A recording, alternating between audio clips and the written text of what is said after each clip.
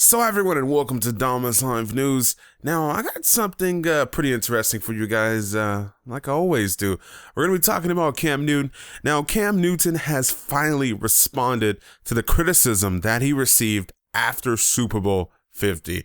Now, as you guys know, a bunch of stuff happened, man. People were criticizing him about not diving on the fumble. People were criticizing him about how he reacted to the loss.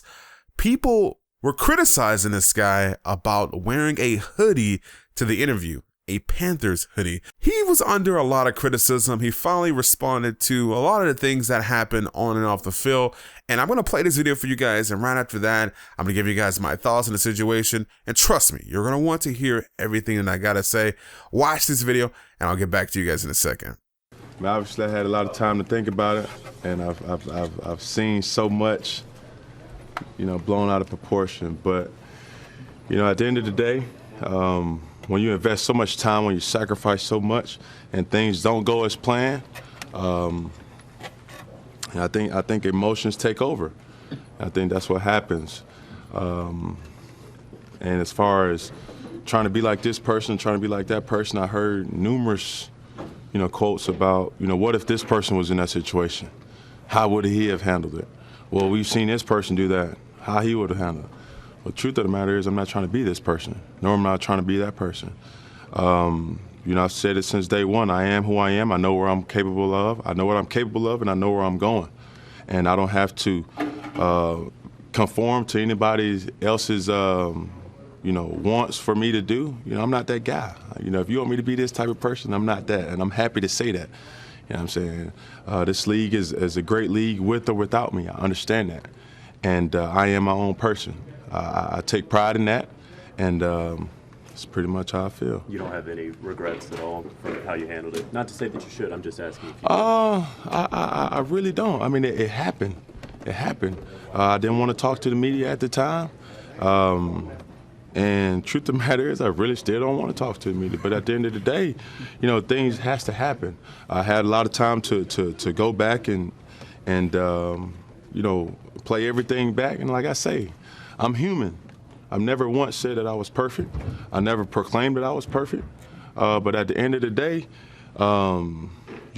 people pick and they do things of that sort.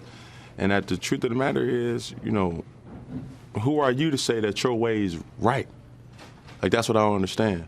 Like, we got all these people that's condemning and saying, oh man, he should have did this, that, and the third. But what makes your way right? I've been on record to say I'm a sore loser. Who likes to lose? You show me a good loser, and I'm gonna show you a loser. You know what I'm saying? I'm not here to. It's not a popularity contest. You know what I'm saying? I'm here to win football games, and for this organization, for Mr. Richardson, for my teammates, and for what it's worth, my fans. They know what's real, and I leave everything else out on the field. I prepare the right way. I have a mentality, I have a standard that I set for myself, and I'm not going to bend nor break. You know what I'm saying? I never once offended anybody along that, but at the end of the day, we had an unbelievable season, a great season at that, and we did what a lot of people didn't expect us to do. Hell, we did a lot of things that we were fast into doing. People knew we were going to win, but they didn't know how fast we would win. And at one point, we were undefeated. And the truth of the matter is, we got 2 losses. Some teams had 2 losses the first 2 weeks.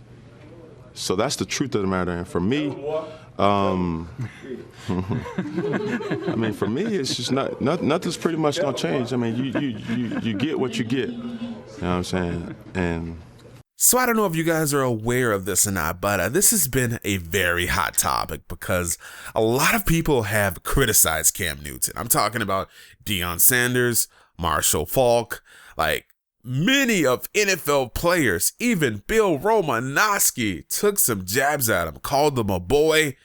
And the way he said that, it just wasn't a good thing. You got to be careful what you say these days because they can be taken out of context. That's for sure. Now, I'm not even going to get into that, but I will say that you shouldn't call a grown man a boy. You just can't do that. Just the disrespect is real. But here's my take on the situation. You guys may like what I got to say, or you may dislike what I got to say. But at the end of the day, this is my opinion. You guys are welcome to leave your opinion in the comment section, right? Now, the way I see it is this. The NFL is at blame, and so is Cam. He's at blame as well, because after a game, the NFL forces these guys to take interviews. They force these cameras and microphones in their face. And you guys may say, Tom, like, why do they do that? Or Tom, like, who cares if they do that? Put yourself in that situation, whether it's a tragic event or whether something bad just happened to you. Do you really want to speak to people in that situation? And you guys might say, well, Tom, this is just a game. Maybe to us, it's just a game because we're watching football on television, or when they're watching it, it's just a game. This is this guy's livelihood. This is this guy's job. Imagine you having a bad day at school. You wouldn't be happy, right? And I doubt you want an interview. Now, Cam Newton right now is the face of the NFL. And he has to behave different because the spotlight is on him right now. People are going to pick everything he says apart. People are going to pick everything that he does apart. So he has to know that. And he just can't make those mistakes. So honestly, at the end of the day, if Cam Newton is going to be the face of the NFL, or if you're going to be a professional in the NFL, you have to behave as a professional. You can't get up there and frown. You got to do your job. Your job is to answer questions. But it seems that he left the interview because there was a guy from another team. He was saying something about they couldn't throw. We knew they couldn't throw and this and that. And the guy was like taking jabs at him while he was doing the interview, you know?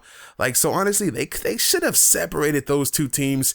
There shouldn't be the winning team doing an interview and the losing team doing the interview in the same room. You just can't have that. I'm surprised no freaking fists were thrown. It doesn't make any sense, guys. Imagine you losing a fight, right? You're in the same room during an interview with the person that beat you. And he's talking about, yeah, I knew he couldn't throw a punch. I knew he couldn't take my punch. What's your reaction going to be to that? You just lost a huge fight, or you just lost a huge match, or whatever you guys want to call it, and the person is downgrading you while you're doing an interview. So at the end of the day, I think the blame should be on the NFL for how they set that up, as well as the blame has to go on Cam. You can't behave that way. Whether you want to be a role model or not, people are going to look up to you. That's just what it is. And that's just how it is, man.